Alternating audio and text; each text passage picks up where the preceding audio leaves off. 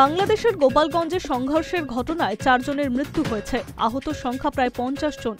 এখনো সেখানকার পরিস্থিতি থমথমে। নতুন করে সেখানে কোনো সংঘাতের খবর পাওয়া যায়নি, তবে বাংলাদেশের পুলিশ সূত্রে খবর সেখানে যে কোনো গন্ডগোল হতে পারে।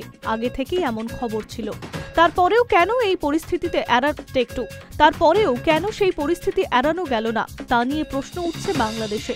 বাংলাদেশের সংবাদপত্র প্রথম আলোর প্রতিবেদনে বলা হয়েছে, বাংলাদেশের পুলিশ বাহিনী, প্রত্যক্ষদর্শী এবং বাংলাদেশের সাংবাদিকদের কয়েকজনকে উদ্দেশ্য করে বলা হয়েছে, বাংলাদেশের সদ্য প্রতিষ্ঠিত রাজনৈতিক দল এনসিপি গোপালগঞ্জের কর্মসূচি করতে এলে তাদের বাধা দেওয়া হবে স্থির করেছিল আওয়ামী লীগ এবং শেখ হাসিনার দলের ছাত্র সংগঠন ছাত্রলীগের নেতাকর্মীরা। এনসিপি নেতাদের মারধর এবং আটকে রাখারও পরিকল্পনা করা হয়েছিল। তারপরেও দুই পক্ষের সংঘর্ষ ঠেকাতে আইন শৃঙ্খলা রক্ষাকারী বাহিনী কেন ব্যর্থ হয়েছে তা নিয়ে প্রশ্ন উঠছে। বৃহস্পতিবার ঢাকার বিভাগীয় কমিশনার শরফ উদ্দিন আহমেদ চৌধুরীকে এক প্রশ্নের জবাবে বলেন, আমাদের কাছে তথ্য ছিল কিছু দুষ্কৃতীরা বাইরে থেকে এসেছিল।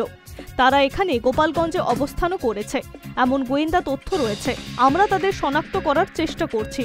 প্রথম আলোর প্রতিবেদনে প্রত্যক্ষদর্শী ও পুলিশ কর্মীরা জানিয়েছে, গোপালগঞ্জের জেলার নাম বদলে দেওয়া হবে বলে গুজবও ছড়িয়ে পড়ে।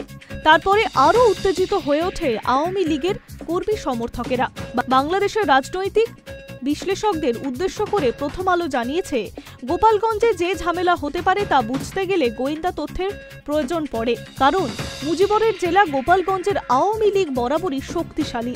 হাসিনার সরকার পতনের পর দলের নেতা কর্মীরা যখন দেশের নানা প্রান্ত থেকে পালাচ্ছেন, সেই সময়ে গোপালগঞ্জের সেনাবাহিনীর উপর হামলা করেছিল তাদের কয়েকজন। তাই পুলিশের একাংশ মনে করছে, গোপালগঞ্জ নিয়ে আরও সতর্ক হওয়া উচিত ছিল।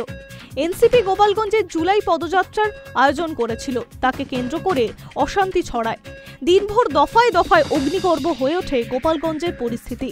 হামলা, ভাঙচুর থেকে শুরু করে অগ্নিসংযোগের মতো ঘটনা ঘটে। গুলিও চলে বেশ কয়েক রাউন্ড। গোপালগঞ্জের ঘটনায় ইতিমধ্যেই 25 জনকে গ্রেফতার করেছে বাংলাদেশি পুলিশ। হামলাকারীদের সঙ্গে সংঘর্ষে তাদেরকে অনেকেই আহত হয়েছে। এনসিপির অভিযোগ, হাসিনার আওয়ামী লীগ এবং নিষিদ্ধ ছাত্রলীগের সদস্যরা এই অশান্তি করেছেন। তাদের পদযাত্রায় হামলা চালানো হয়েছে। একটি অডিও বার্তায় হাসিনা পাল্টা বলেন, গোপালগঞ্জে এনসিপি গন্ডগোল করেছে, 15 জনকে গুলিও লেগেছে, 7 জন নিহত হয়েছে। কেউ কেউ বলছে মৃত্যুর সংখ্যা আরও বেশি। প্রতিবাদ এবং প্রতিরোধ গড়ে তোলার জন্য দেশের সব মানুষের কাছে আহ্বান জানান হাসিনা। High news network.